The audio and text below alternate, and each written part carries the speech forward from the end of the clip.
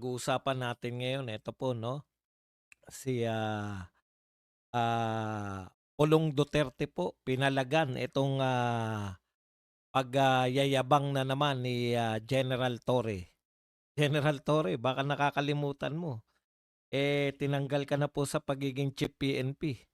Bakit po parang, umi-EPS ka na naman dito sa gobyerno ni Pangulong Marcos, 'no? Na very willing daw siyang huntingin si Bato. Kung siya po ay aatasan na dakpin itong si Senator Bato dahil po dito sa napipintong, paglalabas ng warrant of arrest nitong ICC. Okay, pag-uusapan din po natin ito pong PDIC ay, hinihingi po o yung mga business group po sa pangunguna po ng Makati Business Club at tsaka ito pong tinatawag nating ah, Philippine Chambers of Commerce and Industry ay, nagsabi na po na dapat isoli ang 107 billion na kinuha po na mula po sa PDIC. So eto po, ang sabi po nitong, international expert, basahin po natin, na nagngalang-ngalang Dr. Melissa Loha. Ayan.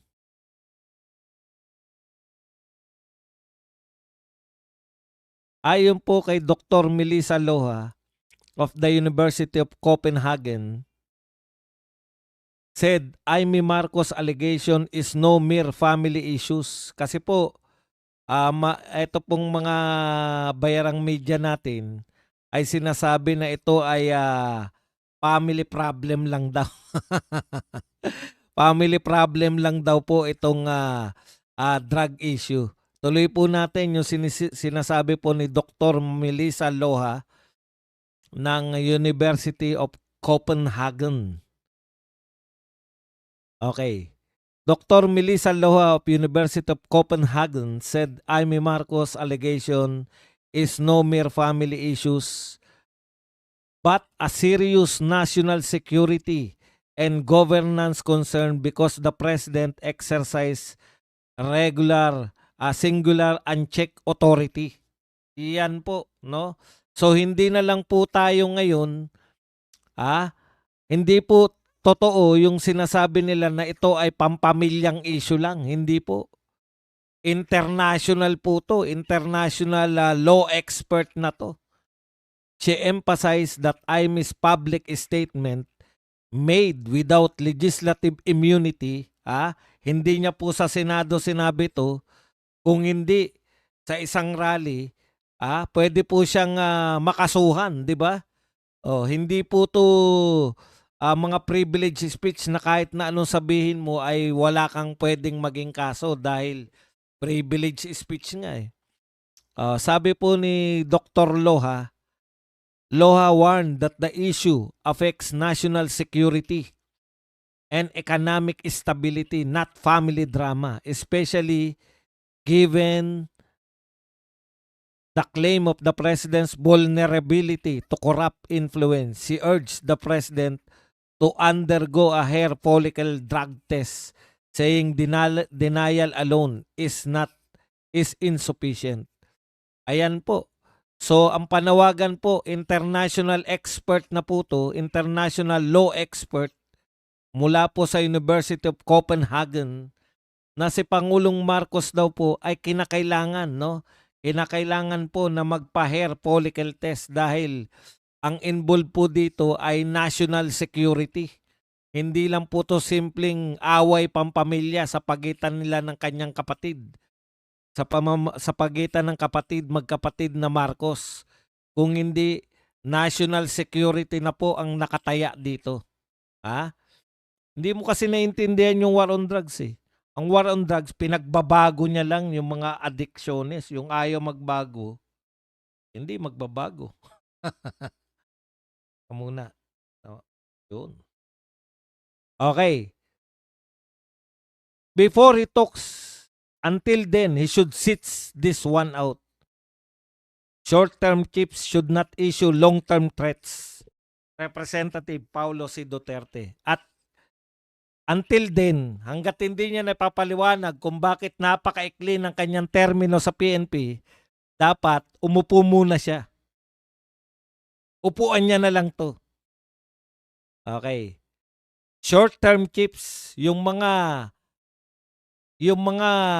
tinanggal agad ay walang karapatan na mag-threat o ano yung Tagalog?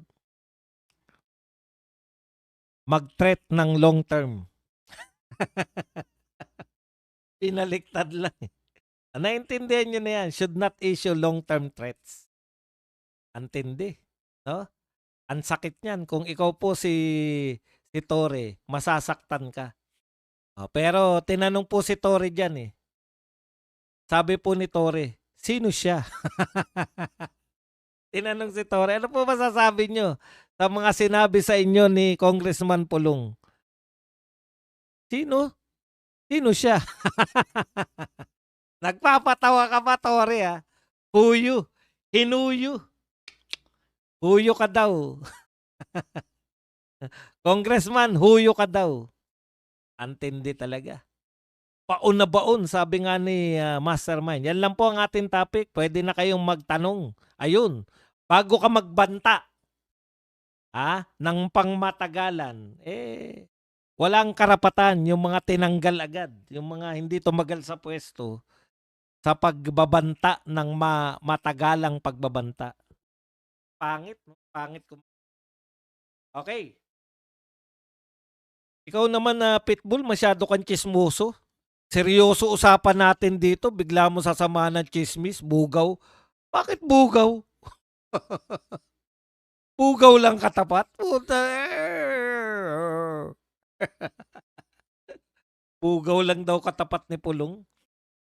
Hindi. Napanood mo ba yung video? Matapang ba yung bugaw? Ha? Hindi mo yata naintindihan pinanood mo eh. Wala yan si Pulong. Okay, pwede na po tayong magtanong, pwede po tayong magbigay ng reaksyon at higit sa lahat, pwede po tayong magpakape. Yan, magpakape po kayo. Huwag po tayong mahiya na magpakape at yan po ay nakakatulong sa ating lahat.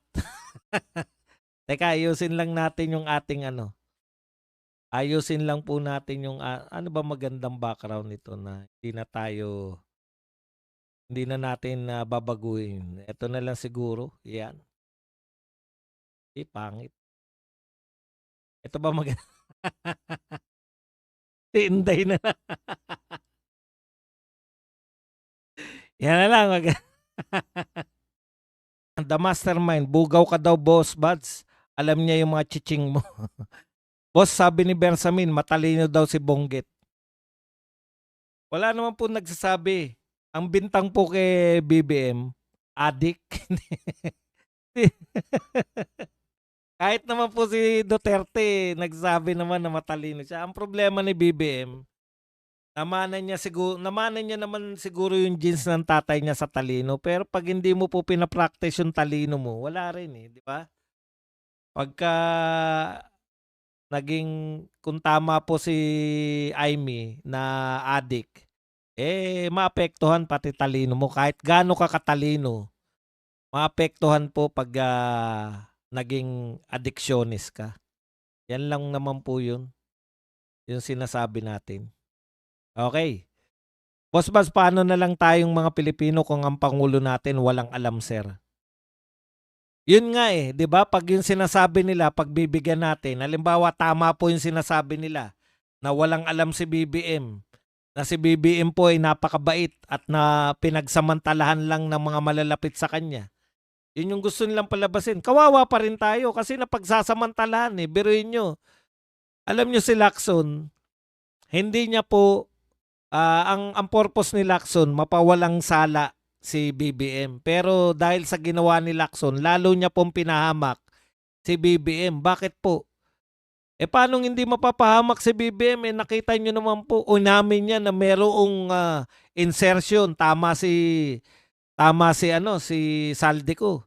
Inamin niya na merong dinadalang pera sa Malacanang. Tama na naman si Saldico. Ang sinasabi niya lang, hindi si BBM ang tumatanggap. Imagine ninyo, hindi si BBM ang tumatanggap pero may tumatanggap. May korupsyon pero hindi alam ng Pangulo. Ba, nakakatakot yun para sa atin. Sir Bads, gusto nila mag-resign all. Di mag-snap election na lang tayo. Hindi po, Brian. Hindi po pwedeng resign all. Hindi po sila mananawagan ng snap election. Nawala ka. Morning, Boss Buds. Buti nagising ako ng 7 a.m. dito sa Dubai. Noriel Pangan. BBM napangiwi nang binuhat niya yung barbell. Makalipas ang ilang sandali, sadya pala nakangiwi dahil kahit walang binubuhat. Kuya, ikaw ba tumatanggap ka? Ng ano po? Tumatanggap ako ng ano? Ayusin mo. Pera ba? Alam mo Margo, ano ba ang punto mo? Gusto mo ba akong pagbintangan na bayaran? Sabihin mo na kagad, nanghuhula pa ako. Invite. Kuya, natatawa akong mag-isip dito, Badong, ikaw talaga joker ka rin. Kita mo, ginawa mo pa akong katatawanan. Talaga, oh. Boss Bad, sa sobrang bait ni BBM, naubos na ang bait niya. Pinamigay pati yung bait. Nawalan ng bait na ipamigay lahat. Diyos ko. What the Philippines will be. Administration was fact-checked by video, PRRD, Sister Aimee, and by nature. Who else? What else? Melinda ito. So, bombastic, telefantastic, pitbull.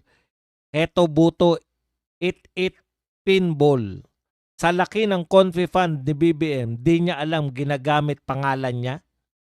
'Di ba? Kaya bumabalik kay BBM eh. Bilyon ang intelligence fund. Tapos inaamin mo na hindi mo alam ang nagaganap. Meaning weak talaga. Tanga talaga kung di alam ang Pangulo. Putya multo, nakikita ni BBM yung pang-deliver, hindi makita. Puro BBM binabanggit. Saan na si Tamba? Alam mo, Miss Daisy, dati, dati si Martin, kasi siya yung pinagbibintangang mastermind. Ngayon po, sinabi na ni Saldico na hindi lang si Martin, no? Kaya ngayon lang natin si BBM na babanatan. Dati pa si Martin eh. Ang sinasabi lang natin, bakit nililigtas ni BBM si Martin? Ngayon po, si BBM na talagang tinuturo ni Saldico eh. Kaya sabik tayong banatan. Sayang ang 4 billion na intelligence fund ni BBM, laging hindi alam. Correct. Sir Bads, wala na ating bayan nang dahil puro bangag ang nakaupo. Pwede, porperya. Lacson, nakakuha yan. O di ba binunyag na ni Saldico yung 51 officials na nakinabang? Boss Badong, yung isa sa uli na 107 billion, utangin nila. Tapos tayo magbabayad. Noel Abalos, yun ngang pinangako nila sa PhilHealth na isosoli. Kala nga natin sinoli na yun sa PhilHealth eh. Hindi pa po maisoli-soli. Pinangako na nila yun ha. Yan pa kayang hindi naman nila pinangako. Panawagan pa lang po yung 107 billion. Ikokorek ko lang po. Nananawagan pa lang yung business group. Hindi pa po sila nagsabi na isosoli nila. Kaya malabo po yan.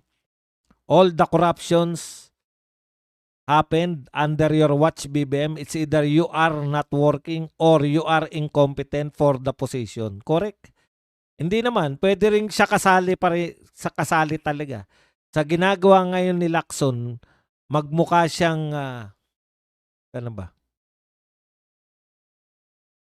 Magmukha siyang abogado ni BBM. Putya, pag ganyan ang abogado mo, nilaglag ka sa kaso. Inamin. Si Lacson, inamin niya yung inamin niya yung binibintang eh. Ang problema, pinalulusot niya lang si BBM pero inamin niya na meron tinatanggap ang Malacanang, ang sinasabi niya lang, hindi si BBM ang tumatanggap. Ginagamit lang si BBM na ibang tao. Akalain niyo yun? Ginagamit lang siya. Only in the PI, bangag at corrupt president. Zenaida Robiano. Hindi totoo yan na hindi alam ni BBM kasama sa nagnakaw. Sa sobrang bait ni BBM, pinabayaan na silang magnakaw. All the corruptions happened yan.